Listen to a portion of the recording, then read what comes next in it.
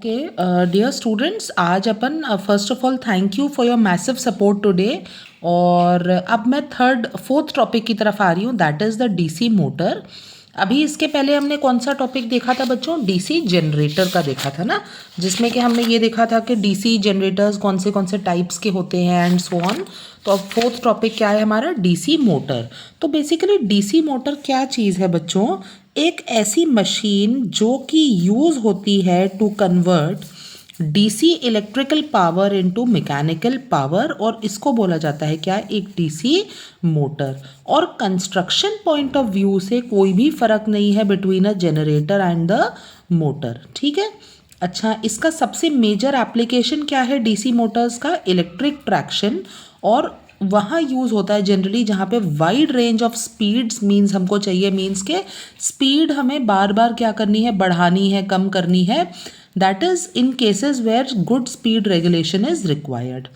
अब आ जाते हैं अपन किसके ऊपर बच्चों? Working principle of DC motors पे। Operation of the DC motor is based on the principle that when a current carrying conductor, जब भी आप एक करंट कैरिंग कंडक्टर को, मतलब एक बिजली की तार को आप प्लेस करते हो एक मैग्नेटिक फील्ड में, तो उस वायर के ऊपर एक मैकेनिकल फोर्स एक्सपीरियंस होता है। और कौन से डायरेक्शन में वो फोर्स एक्सपीरियंस होगा?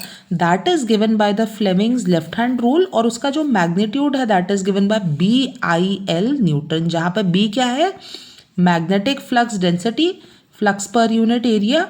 I क्या है? Value of the current, and L is the length of that conductor. Okay, अब अगर अपन बात करते हैं इसके वर्किंग प्रिंसिपल के ऊपर, तो देखिएगा थोड़ा सा यहाँ पर सबसे पहली बात यहाँ पर क्या आ रही है ना देखिएगा, फर्स्ट केस क्या है? ये आपका नॉर्थ पोल है और ये आपका क्या है? साउथ पोल।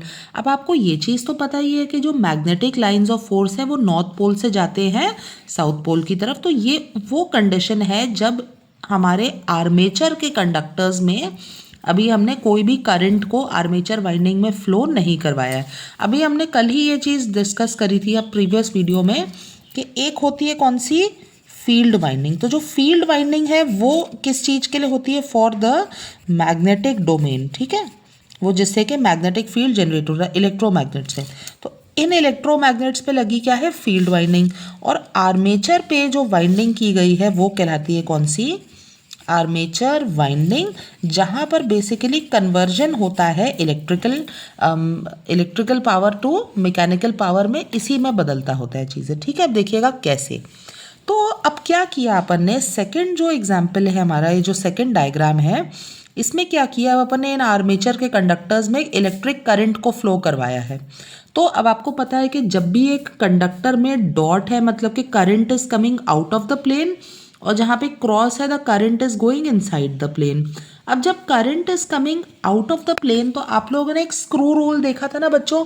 स्क्रू रोल क्या कहता है? अब जैसे इसमें आप देख रहे हो कि it is going what? Anti clockwise. No, ये जो वायर्स हैं, वायर के अराउंड एक मैग्नेटिक फील्ड एक्सपीरियंस होगा, और वो जो मैग्नेटिक फील्ड है वो कैसा रहेगा बच्चों? Anti clockwise. कैसे पता चला हमको ये?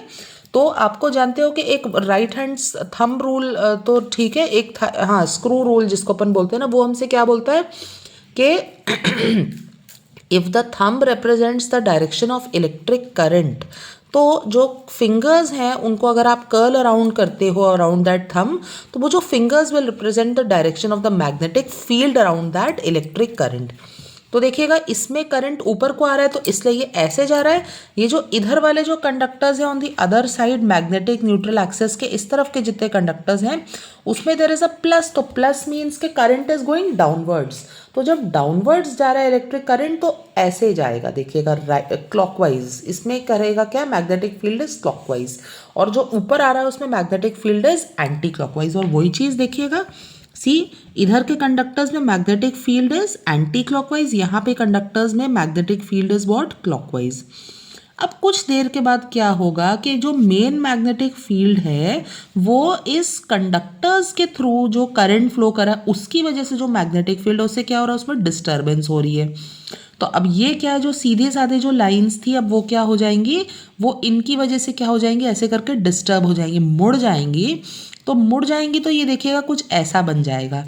अब आप देखोगे ये जो यहाँ की जो मैग्नेटिक लाइंस ऑफ फोर्स थी ना, अब देखिएगा इस एरिया में मैग्नेटिक लाइंस ऑफ फोर्स का direction from north to south है, जो मेन मैग्नेटिक लाइंस है। और जो हमारा ये कंडक्टर्स, आर्मेचर कंडक्टर्स की वजह से जो मैग्नेटिक फील्ड है वो क्योंकि एंटी क्लॉकवाइज है, तो ये जो लोअर सेक्शन है इसका, तो वो भी क्या है, वो इस डायरेक्शन में ही है। तो यहाँ पे जो मैग्नेटिक लाइंस ऑफ फोर्स है वो क्या हो गई, स्ट्रॉन्ग हो गई। एक मैग्नेटिक फोर्स इस एरिया में क्या हो गया बच्चों, स्ट्रॉन्ग हो गया। लेकिन इसी के अपर सेक्शन में आप क्या देखते हो कि जो मेन मैग्नेटिक फ्लक्स जो है ड्यू टू द जो नॉर्थ पोल वो इधर को जा रहा है, लेकिन जो ये वाले जो ये एंटी क्लॉकवाइज घूम के ये क्या कर रहा है, इधर को जा रहा है। तो अल्टीमेटली यहाँ का मैग्नेटिक फील्ड क्या हो गया बच्चों, कैंसिल आउट हो गया इन दी अपर सेक्शन। इसलिए देखिएगा यहाँ पर there is no magnetic field now, cancel out हो जाता है। अब यहाँ देखिएगा इस वाले कंडक्टर पे, इस कंडक्टर में आप क्या देख रहे हो, अपर सेक्शन में, अब क्योंकि नॉर्थ से साउथ की तरफ जा रहा है ना मैग्नेटिक जो फोर्स है या जो हमारा मैग्नेटिक फ्लक्स है वो इधर को जा रहा है, और इस कंडक्टर की वजह से जो मैग्नेटिक फील्ड है वो भी कैसा जा रहा है, वो इधर को जा रहा है। तो ये दोनों एक दूसरे को क्या करेंगे, एड इन करेंगे, हेल्प करेंगे, और अल्टीमेटली यहाँ पे मैग्नेटिक फील्ड स्ट्रांग हो जाएगा।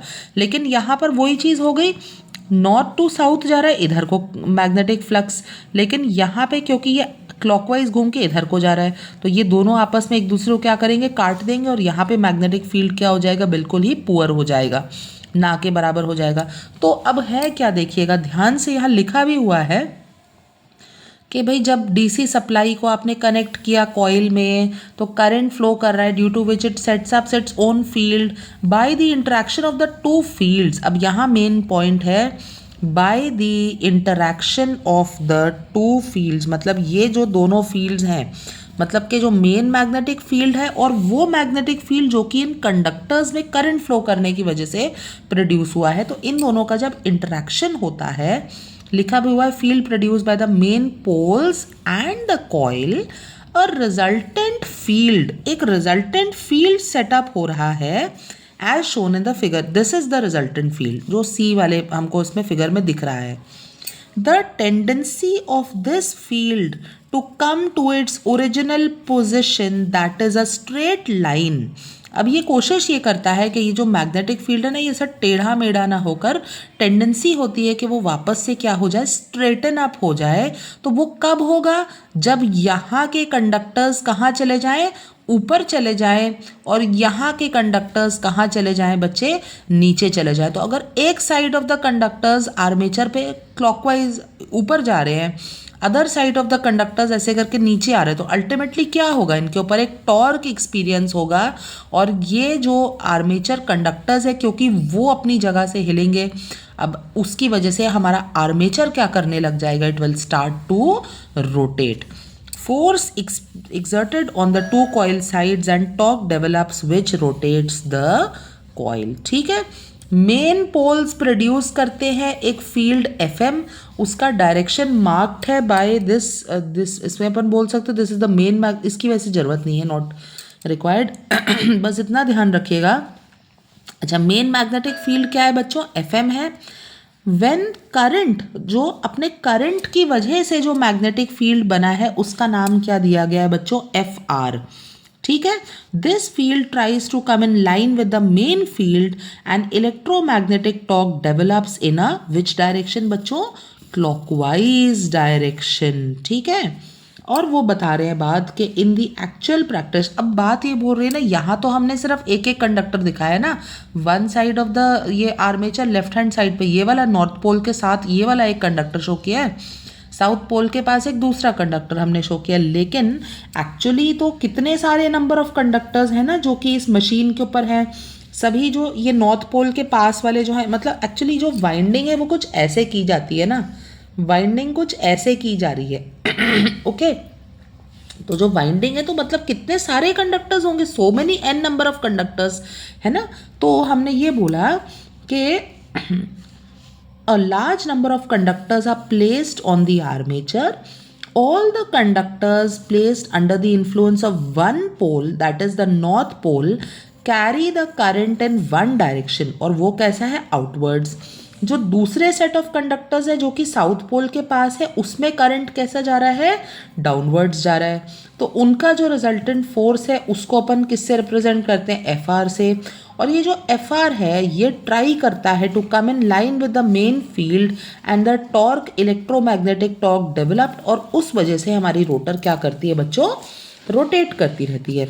और ये देखा गया है कि एक कंटिन्यूस टॉर्क को ऑब्टेन करने के लिए the direction of flow of current in each conductor और coil side must be reversed when it crosses the magnetic neutral axis. This is achieved with the help of the commutator। मतलब कि वो बता रहे हैं कि किसी भी कंडक्टर में जो करंट, जो मतलब ये जो हमारा वायर्स है ना, तो वो बात बता रहे हैं कि ये वाली जो मैग्नेटिक न्यूट्रल एक्सेस है, जिसको अपन यहाँ वर्ड क्या दे रहे हैं, MNA, तो इससे जब करंट यहाँ से यहाँ पहुँचता है तो करंट का यहाँ पे रिवर्सल होना जरूरी है, और वो चीज़ होती है with the help of the commutator. Function of commutator in a DC motor is to reverse the direction of flow of current in each armature conductor when it crosses the magnetic neutral axis to obtain the continuous torque। तो अगर आपसे कोई viva में भी पूछता है what is the function of commutator, you can tell this. ठीक।